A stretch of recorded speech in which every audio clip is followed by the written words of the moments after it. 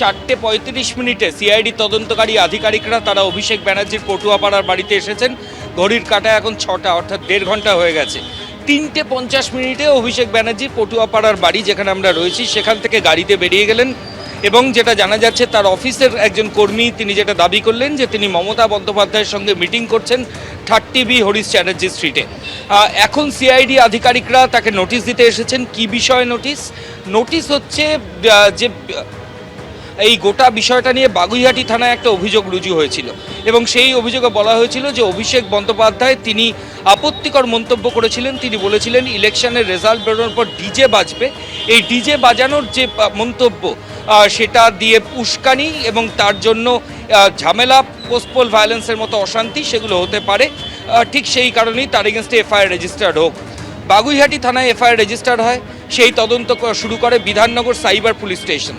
এরপর বিধাননগর সাইবারের থেকে সিআইডি, আমার ঠিক দেখো পেছনে যারা অফিসিয়ালসরা রয়েছেন, সিআইডি তদন্তকারী আধিকারিকরা এই তদন্তের দায়িত্ব নেন এবং আজকে সিআইডির অফিসিয়ালসরা এই মামলাতে অভিষেক ব্যানার্জিকে নোটিশ করতে এসেছেন। আগামী সপ্তাহে তাকে এই মামলায় জিজ্ঞাসাবাদ করতে চান সিআইডির তদন্তকারী আধিকারিকরা। একদম তুমি যেরকম বলছিলে আগামী সপ্তাহে এই মামলায় অভিষেক বন্দ্যোপাধ্যায়কে সিআইডির আধিকারিকরা জিজ্ঞাসাবাদ করতে চান। গতকাল আমরা দেখেছি একেবারে সই জালিয়াতি, বিধায়কদের যে সই জালিয়াতি কাণ্ডে 5.5 ঘন্টা ভবানী ভবনে তাকে জিজ্ঞাসাবাদ করা হয়, আবার তাকে আগামী রবিবারও তলব করা হয়েছে। তবে এই মুহূর্তে একেবারে এই ভোট প্রচারে উস্কানিমূলক যে মন্তব্য তারই তদন্তে সিআইডির আধিকারিকরা অভিষেক বন্দ্যোপাধ্যায়ের বাড়িতে পৌঁছে গিয়েছেন, তারা সেখানে রয়েছেন। আরেক প্রতিনিধি সন্দীপ সরকারও সেখানে রয়েছেন। সন্দীপ, দেখো, এখনো পর্যন্ত অভিষেক বন্দ্যোপাধ্যায়ের বাড়িতে ফেরার কোনো লক্ষণ দেখা যাচ্ছে না। অন্তত আমরা যেটা দেখলাম যে আমার ঠিক পিছনে যে ভিড়টা রয়েছে এটা স্থানীয় তৃণমূল কংগ্রেসের কর্মী সমর্থকদের ভিড় এবং এই ভিড়ের মধ্যেই ছিলেন তৃণমূল কংগ্রেসের প্রাক্তন রাজ্যসভার সাংসদ শুভাশিস চক্রবর্তী। তাকে ডেকে পাঠানো হলো মমতা বন্দ্যোপাধ্যায়ের বাড়িতে। তিনি এখান থেকে রওনা হয়ে মমতা বন্দ্যোপাধ্যায়ের বাড়িতে গিয়েছেন। অন্যদিকে তৃণমূলের কর্মী সমর্থকেরা তারা এখানে অভিষেক বন্দ্যোপাধ্যায়ের বাড়ির সামনে জড়ো হয়ে রয়েছেন। বাড়ির থেকে কিছুটা তফাতে সেখানে সিআইডি টিম তারা এখনও দাঁড়িয়ে রয়েছেন, তারা অপেক্ষায় আছেন। এখনও নোটিশ সার্ভ করা হয়নি। যে মামলায় অভিষেক বন্দ্যোপাধ্যায়কে গতকাল ভবানী ভবনে যেতে হয়েছিল, হাজির হতে হয়েছিল, সেই মামলা আলাদা। আজকে যে মামলায় সিআইডি এসেছেন সেটা অন্য মামলা।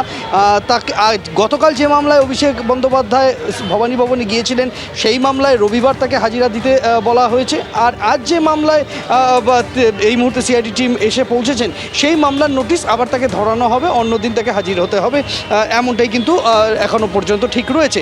এখন অভিষেক বন্দ্যোপাধ্যায় কতক্ষণে বাড়িতে ফেরেন সেটা দেখার বিষয়। পাশেরই যেখানে তার বাড়ি তার ঠিক পাশেই মুখ্যমন্ত্রী থাকাকালীন মমতা বন্দ্যোপাধ্যায়ের যে নিরাপত্তা বাহিনী তারা সেখানে ওই গলির মুখে থাকতো। এখন সেই নিরাপত্তা নেই। এখন এই মুহূর্তে আমরা যেটা কিছুক্ষণ আগেও দেখলাম যে সিআইডির যারা আধিকারিকরা রয়েছেন তাদের মধ্যে 1-2 জন তারা মমতা বন্দ্যোপাধ্যায়ের যে বাড়ির গলি রয়েছে সেখানে তারা গেলেন। তবে তারা মূলত অভিষেক বন্দ্যোপাধ্যায়ের কালীঘাটের পটুয়াপাড়ার বাড়ির গলির মুখেই তারা অপেক্ষায় রয়েছেন এবং তারা অপেক্ষা করতে চান অভিষেক বন্দ্যোপাধ্যায়ের হাতে নোটিশ ধরানোর জন্য। একদমই সন্দীপ, অর্থাৎ 1.5 ঘন্টা হয়ে গেছে, এখনো সিআইডি তদন্তকারী আধিকারিকরা অভিষেক বন্দ্যোপাধ্যায়ের বাড়িতে রয়েছেন। অভিষেক বন্দ্যোপাধ্যায় ঠিক কি মন্তব্য করেছিলেন শোনাবো। 4 তারিখ মমতা বন্দ্যোপাধ্যায় যতই উদার হোক, আরামবাগের স্টিয়ারিং আমার হাতে থাকবে।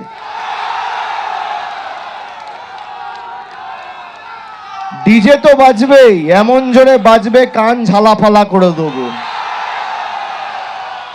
তোমরা যে ভাষায় বোঝো বন্ধু, অভিষেক ব্যানার্জি সে ভাষায় জবাব দিতে জানে।